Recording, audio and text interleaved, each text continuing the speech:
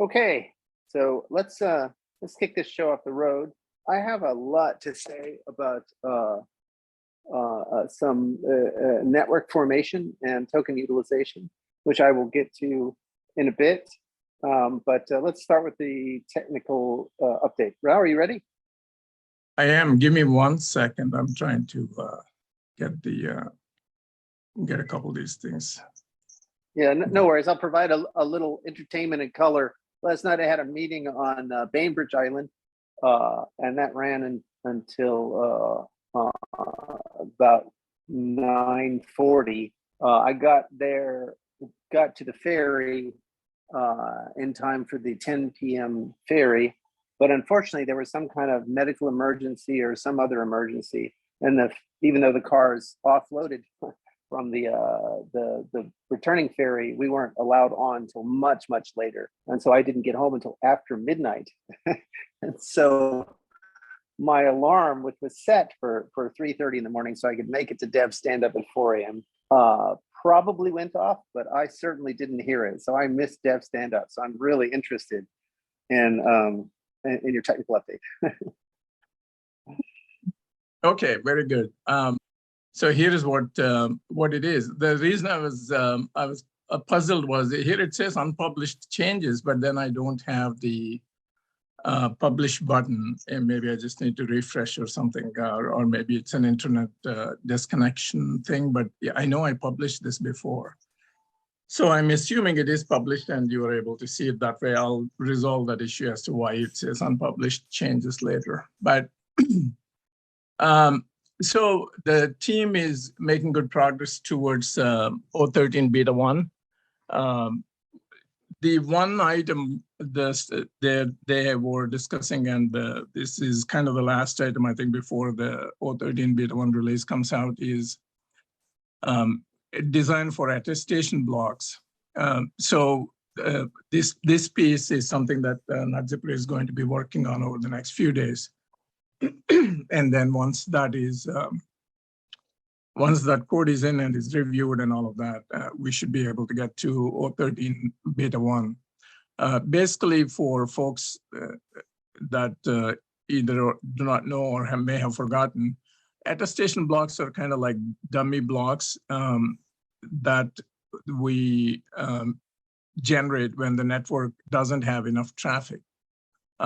In the near term, when the traffic is going to be potentially low on the network, these are important from the standpoint of letting real deploys finalize, because when you you need these things so that the network proceeds forward and the finalization occurs.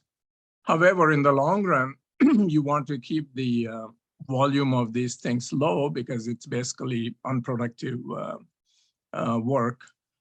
So the team was basically discussing how to balance these two scenarios.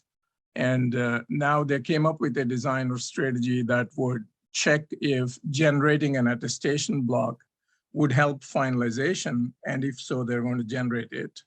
And for the foreseeable future, this would work. And at a later time, maybe there is some optimization to look into to say, well, how do we minimize attestations, or how do we look at block creation rules to make sure that that's optimal to increase or maximize the throughput or maximize the utilization of the network. But that's not an immediate concern, but that is something that they will add at a later point. So that's kind of the conversation on that. That's being worked on, and separately, Stas has been using the new testing framework that he created with Makito to refactor the test for API. He has started there. There's probably other tests that he's going to refactor. And in some cases, the tests need to be corrected. So he's making good progress on that. Dennis and NetZipper are making good progress on the external customer project. So the next things, once we have 013 beta 1 on the testnet, we'll be planning some performance testing, and also, like I mentioned at some detail in I think a few debriefs ago, that will be enhancing the error reporting error categorization, so that any issues can be quickly identified as to what is the source, and we're able to resolve those things quickly. So those are some of the things that will come on after the 013 beta 1. But the team is making good progress on the beta 1 release. I've seen some comments in Discord that, oh, like it's not ready to be used or whatever. The truth of the matter is, anything that you can do on Ethereum and more, you can do on RChain today, and that was the case for more than a year. So I think we all want the same thing, which is we want very heavy traffic on the network. So go ahead, please build your apps so that the full functionality, capabilities, and capacity of the network can be used. And if you run into any issues, if you say this particular thing is not working, let the team know. The team will be very responsive to fix those issues. I think people are just making random comments without actually using the platform. And we know from the work that Raphael and the Fabco Tech team have done with dApps and all the other stuff with RVote, the work that RPC is doing. I mean, it is very, very usable. So I think it's just completely inaccurate to say that that you can't do stuff. You can do stuff. And if you can't, if there is something that's holding you back, let us know what that is. We're more than happy to take care of that. So I think those are the comments I want to make today about the tech update. I want also to add that some people genuinely think that it takes 30 minutes to create a block, which is not true. It's because we have like 30 or so validators, and because it's a round robin, it goes in circles, and lets each validator to create a block. And that's why it takes maybe 30 minutes to go full circle for this validator to propose. But if you use the API to get the validator that's going to propose next, the transactions take like a minute at most. So just want to clarify that. Very true. Yeah. And then that will get only better with the next release that comes on. But even now, the network is completely usable if you know how to use it. Or if you're having a specific issue, just let us know. Thank you, Theo, for the clarification. All right. Anything else, Rao? No, that's good. But that's all from my side. Okay. All right. Thank you very much. It's an important update. Also, I think people don't quite understand some of RChain's security choices and safety choices. I have frequently pointed to the fact that Ethereum survived the DAO bug because they were running so slow. Now, people should take a hint or a clue from that point. We are intentionally running RChain much slower because that gives us a chance to respond in the case there is a catastrophic failure. Software bugs happen. It's inevitable. People make mistakes. That's just the way of the world. We have to put ourselves in the position to be able to respond in the case of a catastrophic error. Even existing trading shops like the New York Stock Exchange or any of the other major stock exchanges, they experienced catastrophic failures when they allowed for unbridled trading. This is just well understood practice in fintech. Everybody knows that until you have beaten, pardon my French, until you have beaten the crap out of your technology for years, you don't put it under maximum stress. This is just good common sense, and it is best practice in every live fintech service. We are intentionally running the network slower because we know that over the next few years, we will find bugs, and we need the time to respond to those bugs before everybody loses their shirts in a catastrophic failure. Once the network has reached a certain level of maturity, then we can unthrottle it. And even prior to that, we will be running with external validators, and we will continue to follow fintech best practices. This is just common sense. And what people show when they don't understand this is that they show they've never worked in fintech and they don't know how it actually works. Which is, go ahead. I remember that when I was validator, we didn't have last finalized state yet. And Yes. When my node crashed, I had to download like 20 or 30 gigabytes of stored data in order to restore it. And with last finalized state, it would have been much less data to download. But it's because of this throttling that I was able to catch up quickly within like a few hours. Otherwise, it would have been taking me for like days, if not more. Exactly. That's exactly right. So, so we are actually following best practices and intentionally keeping the network slow so that these kinds of situations can be handled. So people, people like to spread rumors about networks because they live in an atmosphere of distrust, and that distrust is created by lots and lots of scammers out there. We're not scammers. We're here for the long term. We know that people will come and go. We know that people will like to throw spears at us and take runs at us, but we're here for the long haul because we want to provide a service of real value that follows best practices. I do have a lot more to say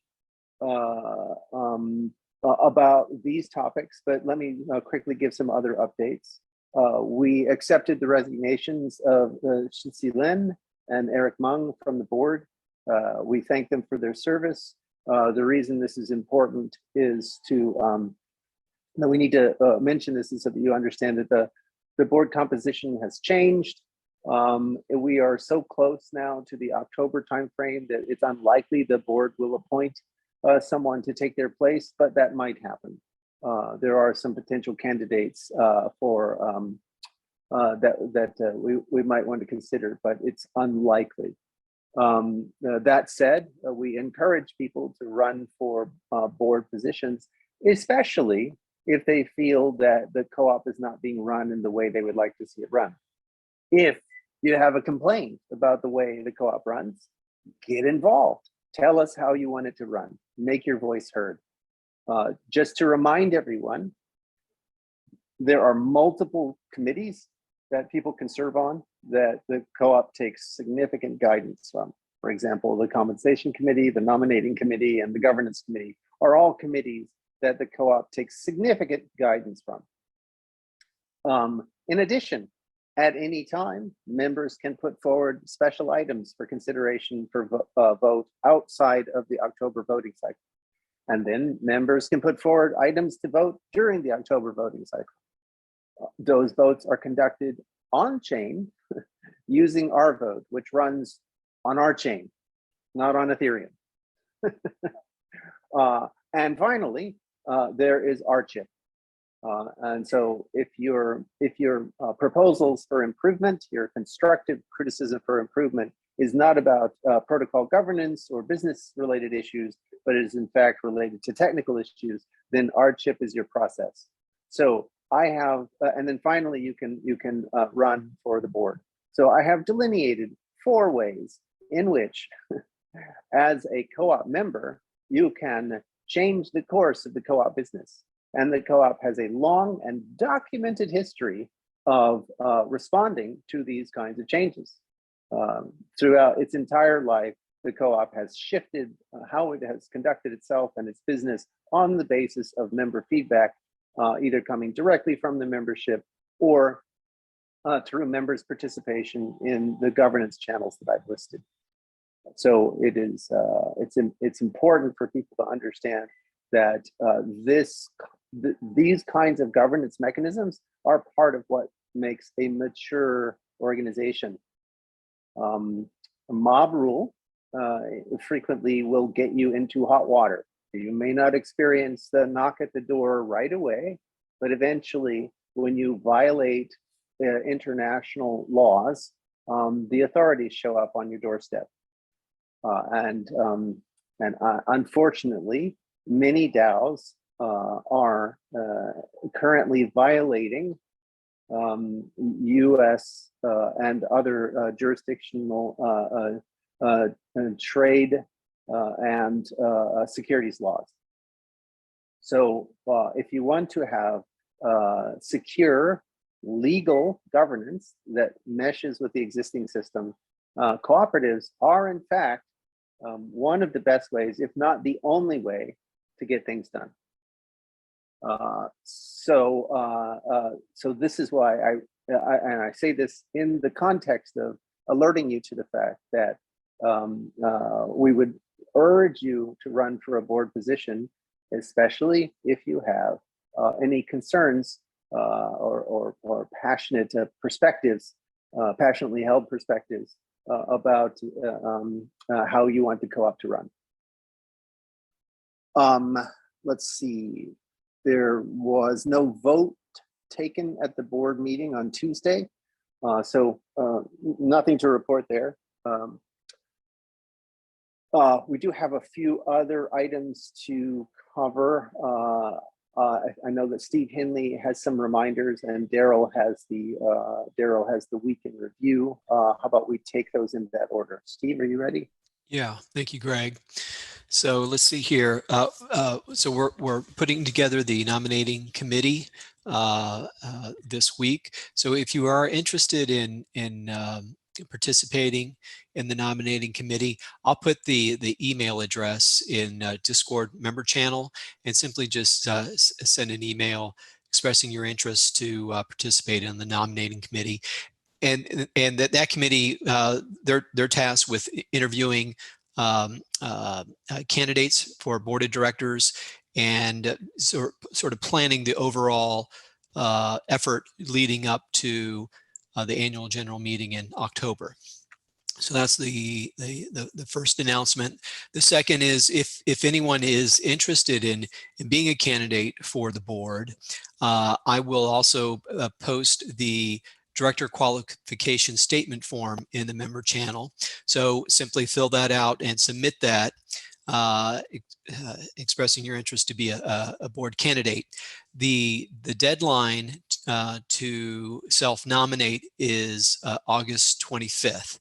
So each week I'll just continue to remind everyone or announce if there's anyone interested in being a candidate to do that. So we still have some time, but don't wait to the last minute. So yeah, thank you very much. Those are my updates. Thank you, Steve. Thank you, Steve. Darryl? Thanks, Steve. Thanks, Greg. So here's the week in review for last Thursday, July 21st to today, July 27th. On Friday's Climate Coordination RCast, we discussed the recent fires and heat wave in London and beyond, melting runways at airports, and Greenland's ice sheet. We also discussed Web3 investment trends and the new SEC investigation. On Monday in the Casper Standup, they covered how sharding and small world networks maximizes rev utilization and minimizes time to highest utilization. Yesterday in the communications working group, we discussed creating a formal moderation procedure in our official channels. There's now a guide document for moderators. We also discussed work on the frequently asked questions document for common community member questions. And this morning in the active member hangout, Andrew from Nigeria came on the call. He was involved in dev back in 2017, and he's interested in getting back involved again. And Jim showed up from his hospital bed, and we talked about his health and some other stuff. And that brings us to now. Thank you, Darryl. Thank you, Darryl. So I want to point out something. You can watch the Casper Standup, and I go through these arguments. But I want to repeat them here because they are absolutely vital for people to understand the blockchain space in general, and how that space is, and the requirements, the sort of the mathematical realities and the business, economic and business realities that have shaped RChain's technical architecture and its go-to-market strategy.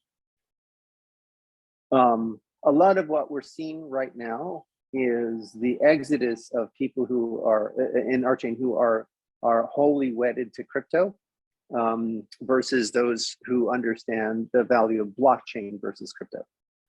You know, the high order bit here is that if you are engaged in the use of crypto, and only crypto, then if that's your only utility,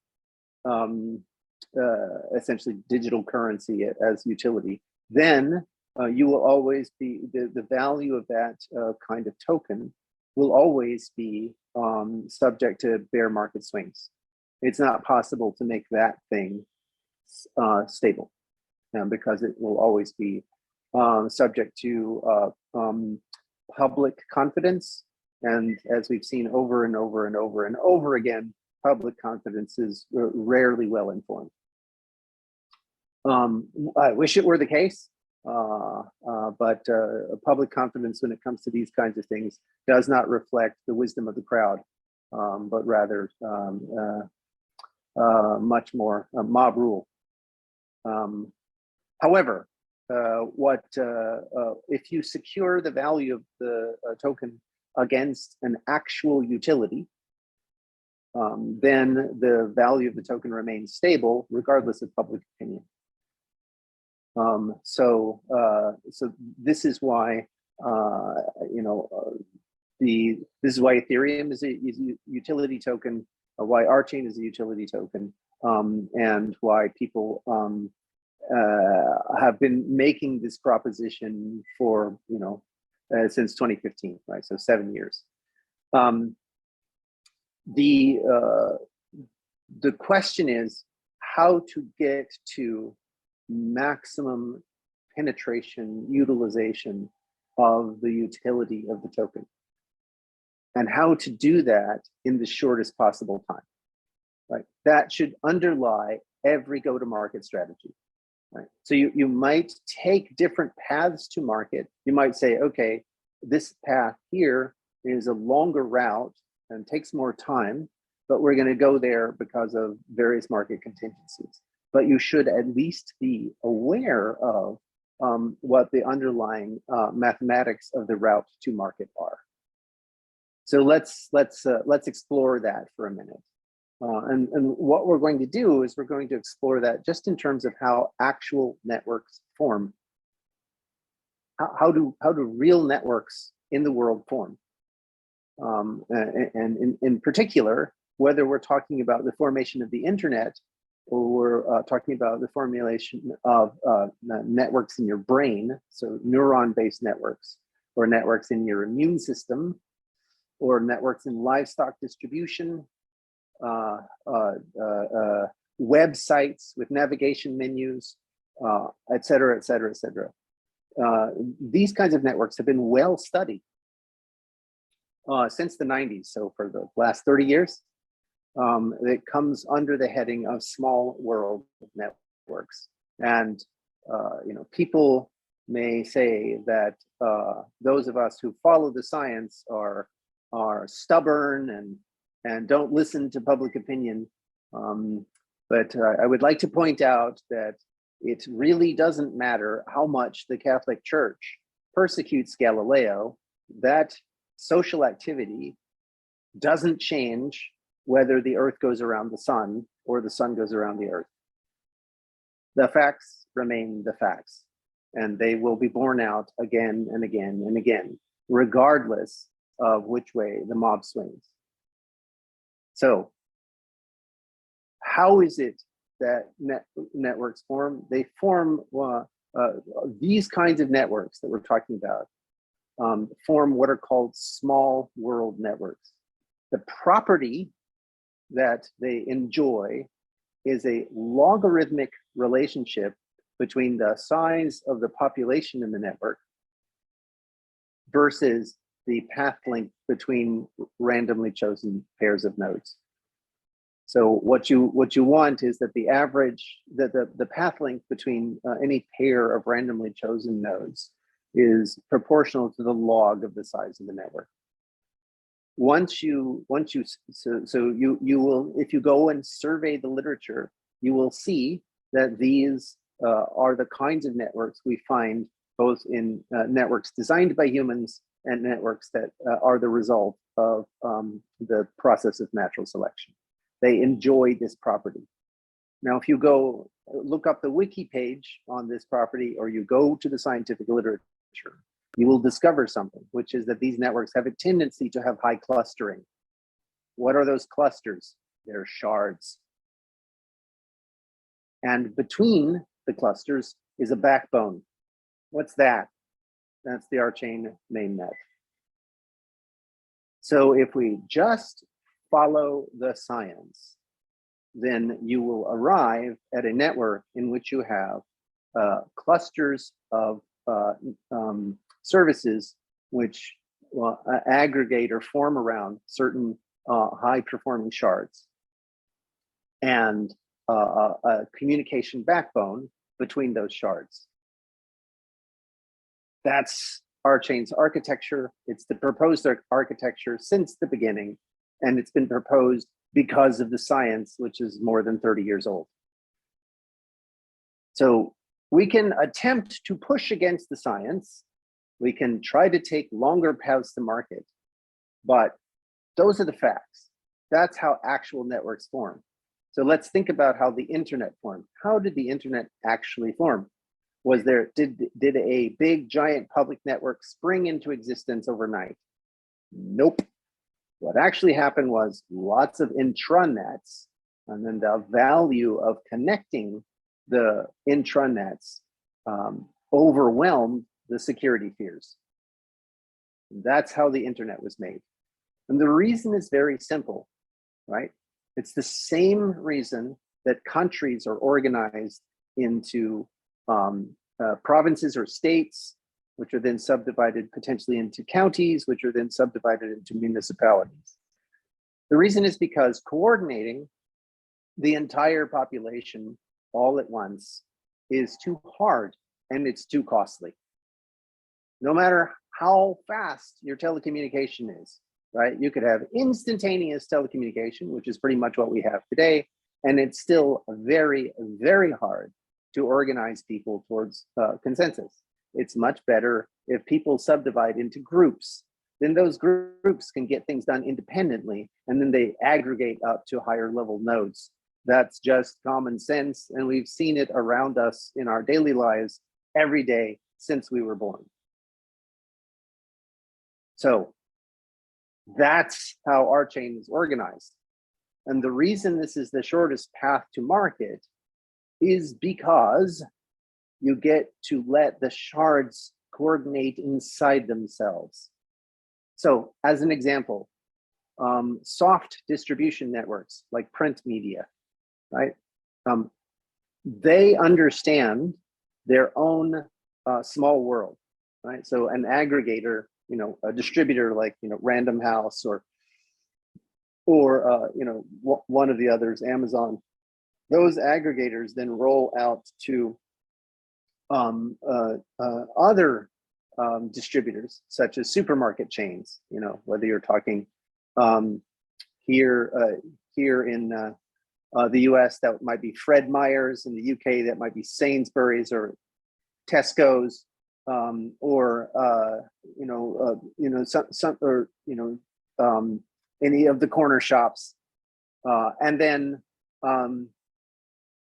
those chains then distribute out to their individual stores, which are also in many respects autonomous, right? So So your community supermarket is not having to coordinate on a case-by-case basis with, or a transaction level basis with the same supermarket in a different neighborhood. They can process more customers because they're acting independently. This is just common sense. They can coordinate more efficiently their own business because they're dealing with their local suppliers, right? Their local farmers, etc. Right? And because of this concurrency, which is at the heart of RChain's approach to everything, because of this independence, autonomy, and concurrency, they get to have a more efficient throughput. And this is the same is true for the evolution of the network. You can build networks faster using these same principles. So you let the shards self-organize, and then the shards need to talk to each other. And you can analyze when the shards are more likely to talk to each other, when there's a certain balance between independence. So there's a value that, you know, it's like you can prove that one shard has some things that the other shard doesn't have, but there's also overlap. So there's enough contact points. So that's why they both want to talk to each other. They're connected in a certain way because there's overlap in the membership, but they're also independent because there's enough disconnect. There are things that one shard has that the other shard doesn't. So travel is a great example. Print media is another example, right? So if you want to travel, you need services from multiple shards. You need, you know, airfare, you need hospitality, you need ground transport, etc. All of those shards go into what makes up a whole travel package. But it also works even in the same market. So it turns out that if Tesco's runs out of something, they may in fact turn to their competitor to cover the gap. So they may in fact turn to Sainsbury's to cover the gap. Right? It works to both parties' benefit to not be assholes in this situation, but to cooperate with each other. Right? They both get something out of that kind of cooperation. So cross-shard communication is what happens. It happens naturally. So what we end up with in real world situations over and over and over again is the shards form, and then the interaction across the shards it becomes a requirement, and then you get these kinds of small world networks. RChain's proposed structure and go-to-market strategy follows the science, and that decreases the time to maximum utilization of the Rev token, right? So you get the shards forming themselves. They don't have to coordinate with a public blockchain community to get their work done. They get their work done, and then after they get their work done and they go, wow, this RChain technology is great, we really trust it, we're running our business on it. Then they say, ooh, wow, if we're running RChain, they're running RChain, can we use RChain to connect to each other? Oh, that's awesome. And as soon as they do that, then they need the Rev. Now, if you want to understand whether or not this is happening in the crypto world, look no further than the existing crypto networks. Think of Ethereum as a shard. Think of Bitcoin as a shard. Think of Solana as a shard. Think of Cardano as a shard. What's the first order approximation of cross-shard communication? The exchanges. This network architecture that I'm talking about is already happening. It is unavoidable. You can't avoid this kind of network formation because nature forces this kind of organization. What is different about RChain is that RChain says, ooh, let's just do what nature does. So we build a network architecture that allows for this network of network effects. And that is why we are pursuing the thing that we're pursuing. Now, the other issue is that convincing the dApps to build on RChain turns out to be harder economically than to go to the enterprise. And the reason is because enterprise already understands small world networks. It's in their DNA. Most enterprises today cross trust boundaries in the case of a print media or soft supply chain distribution. As I just described, they cross trust boundaries. So a Random House or a Smith's News or any of these other aggregators, they're independent from the supermarkets that they're distributing to, or the bookstores or the corner shops. They're legally independent, they're financially independent, and yet they aggregate. Their whole economic model depends upon an end-to-end service, you know, from cradle to grave, from inception to end customer, right? Depends upon this interaction across these shards. So the enterprises already get this sharded independent network phenomena, and it requires a blockchain, or their business is made much easier if they have a technology that can allow them to cross trust boundaries. This is just a fact. It's more difficult to convince the B2C markets than the B2B markets. However, once you've convinced enough B2B markets, the B2C markets will gain confidence, and then they will start utilizing your technology. That's why we're taking the path that we're taking. No one complained when Ethereum made the exact same observation. So at the beginning of 2018, what did Ethereum do? Ethereum formed the Ethereum Enterprise Alliance, which was all about rolling out Ethereum, private instances of Ethereum inside the enterprise. Those tokens, like, so if you know, a bank, like Just, for example, you know, if Chase Morgan were to roll out an internal Ethereum network using internal tokens, that's only good news for Ethereum, because eventually Chase, JP Morgan is going to see the value of connecting the internally developed networks.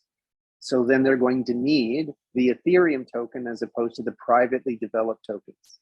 Ethereum made the same observation. Why? Because it's inevitable. You can't get around it.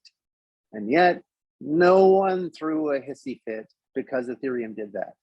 No one said, oh my God, RChain is, Ethereum is abandoning its commitment to a public network.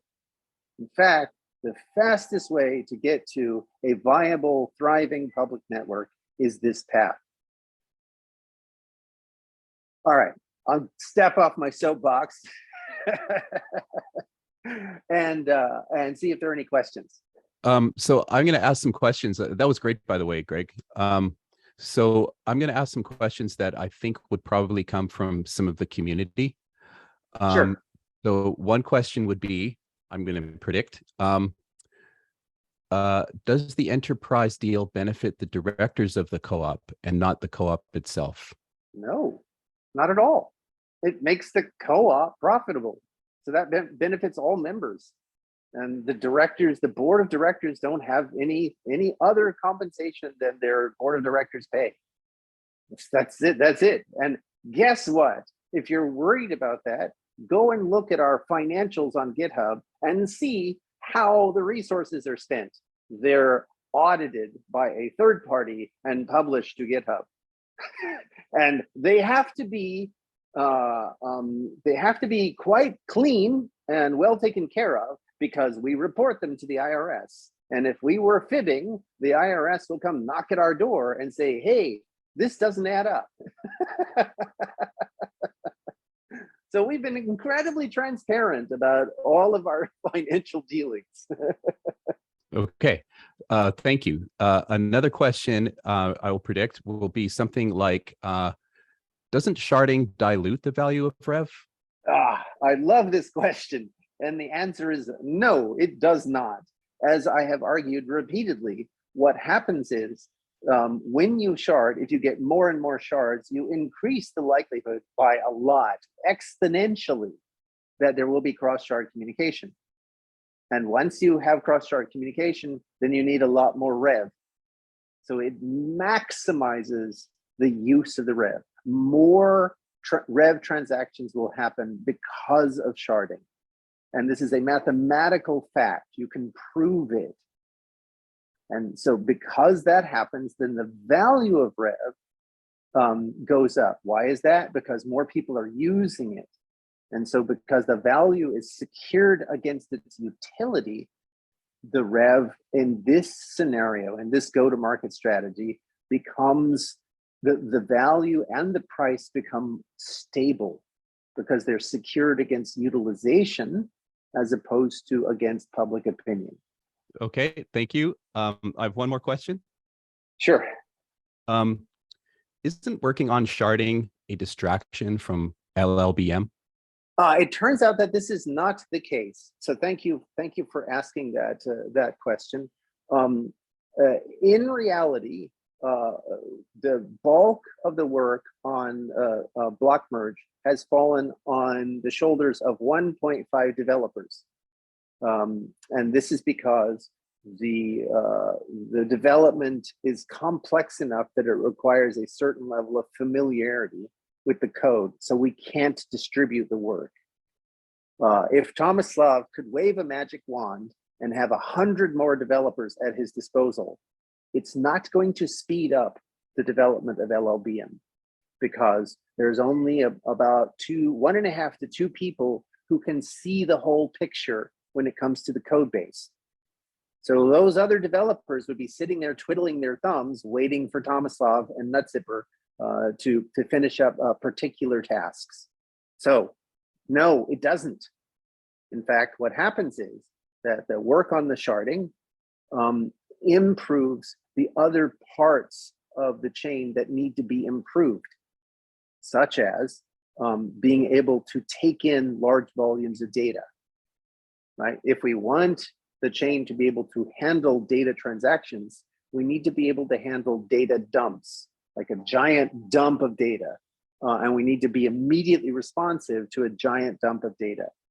And so, for example, the demos that you've seen over the last few months of the RabbitMQ interface to RChain, which is generic, it doesn't belong to any enterprise, it belongs to RChain and the public network, that interface is far superior from a data perspective than the REST-based API, which the current exchanges are using. Once we get to the point where we have billions of transactions per month, as opposed to hundreds of thousands, then we will have to have an interface like that. So this gets the chain prepared in advance for that eventuality. Okay, thanks. I lied. I have one more question. All right. Is sharding a new idea for RChain that just came along out of nowhere? Great question. No, it isn't. Sharding has been a part of the proposal from the beginning. In fact, even before RChain was called RChain, sharding was a part of the proposal. And if you think about it, Holochain stumbled into the same ideas. We didn't stumble into those ideas. We knew that this had to be the way things are because it shows up in the mathematics of compositionality. So if you want to build scalable systems, you have to be compositional, and sharding is really just a domain-specific word for this principle of being compositional.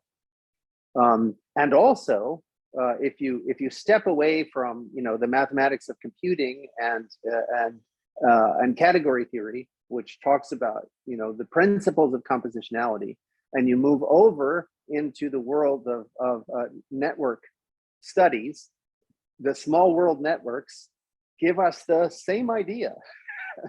And if you forget all that fancy math and science and you walk out your door and you look at the shape of the trees and you look at the forest, then you'll see that the same network principles obtain in the natural world as well as in your geopolitical world. So all of that informed the design of RChain from the very beginning. Thank you for your question. Okay, thanks, Greg. I'm done. Cheers. I appreciated you playing devil's advocate here. I feel like we should do more of those quick questions, because we can actually clip those and put them on social media, kind of like you know, small video snippets. I agree. That can explain 100%. Certain things. Yeah, absolutely. So Darryl, I have a feeling that was a part of your secret agenda. Oh, am I that obvious? Awesome. Well, I appreciated the repartee. Any other questions, comments, concerns, considerations from the community? Well, one thing that I'd like to comment on, just on some comments I've seen from the community over the last week, is that I appreciate the extreme concern for us getting to block merge. I think we all share that concern, and any idea that we're not spending our resources on getting there isn't true. But I'd like to also kind of point out that there's a bigger picture involved. As important as LLBM is right now, and it is vitally important, our main mission is to get us to Mercury. And Mercury involves, as we promised at the beginning, a system that demonstrates sharding. It involves tools that allow dApps to build easily on chain. It involves getting a 51% external validator so that we're a decentralized network. So these are the things that you know, the people who are working hard at RChain are focused on. It's not just LLBM. And I think that's important to kind of understand that perspective, because I think once you wrap your head around that perspective, you start to see the reasons for RPC and Dazzle and building a system of sharding that we can demonstrate. So I just wanted to point that out. Thank you, Darryl. That's exactly right. And one of the things about having two in-house shards is that we can safely test cross-shard communication without having customers be our guinea pigs. It's just, you know, it's just good business sense, you know, rather than trying to handle the legal, the economic, and all the other coordination costs of, say, you know, trying to get, I don't know, a network of hospitals to engage with a network of insurance providers, right? That's super high coordination cost and very risky, right? From a business perspective. But if we kind of control the vertical and the horizontal of the cross-shard communication, we can do all of the guinea pig testing on those shards at low risk to RChain the business. So that's the other reason why we're taking this approach. Yes, and one other thing that I've noticed is people seem to think that we're trying to get into the dApp building business by creating these subsidiaries, RPC and Dazzle. And I'd like to point out that the function of these two subsidiaries is to bring dApps easily onto RChain. So the function is directly focused on improving RChain. They're not like these isolated dApps that we're trying to get into some other business. We're not trying to be the next OpenSea, or we're not trying to infiltrate on Google's advertising model. We're trying to create the tools that allow other dApps to build onto RChain. And everybody knows that Rholang is really difficult. So we have to make it easier. And so, you know, I think everyone should be excited when they see Theo demonstrate a drag and drop interface that allows people to put files directly on chain, you know, without any software knowledge. That's going to open up the door for thousands of dApps to build on RChain. So I just kind of wanted to kind of emphasize that, because it does seem like there's a sentiment that we're somehow trying to kind of branch off from RChain by creating these subsidiaries, and it's the exact opposite. Thank you for saying that, Darryl. There's one point that I do have to point out, and that is that I wouldn't like to spread a narrative that Rholang is difficult. I want to spread a different kind of narrative. Rholang is like Go. So most programming languages, if we want to do an analogy to games, most programming languages, the complexity of learning them and using them in modern mainstream programming languages that are used to do production level code, that's like the rules of chess or even higher level of complexity, whereas Rholang is like the rules of Go. The rules of Go are very tiny. They're very, very small. The difficulty in Go is the subtlety of how the complexity arises. You have to think differently when you're thinking about Go. You have to be able to think on multiple fronts, and you need to be able to see the whole picture, even though you're placing an individual stone. And that's very different than chess, where you've got, you know, all these different kinds of pieces, right? So the king and the queen act differently, and they act differently from the bishop and the rook, and they act differently from the knight and the pawn, right? So already you've got a lot more different kinds of moving parts, and they interact differently, and so you have a lot of complexity just in understanding the setup. Whereas in Go, you've got, you know, essentially one kind of piece, and that piece is, you know, has one kind of rule as to whether it's alive or not. And so that's really the image that people should have in mind in terms of the difficulty of Rholang. But certainly, grandma is not going to program in Rholang. Yeah, so maybe Theo and folks who hang out on Twitch writing games, or folks who build a website, you know, e-commerce kinds of sites, they're going to program in Rholang, and I hope that they find it refreshingly simple rather than difficult. But certainly, Granny is going to find Rholang difficult, and providing an interface that grandma can understand. That's where R drive-like interfaces have enormous value. And there are a lot more grandmas than there are e-commerce web developers. That make sense? Yeah, that was very good. Very good explanation. Cool. Cool. Yep. All right. I would like to thank everyone for their engagement and participation. I'm hoping that in the not too distant future, we'll have a guest on. He has developed an offering called Web 10, and you can think of it like a Tim Berners-Lee's Solid.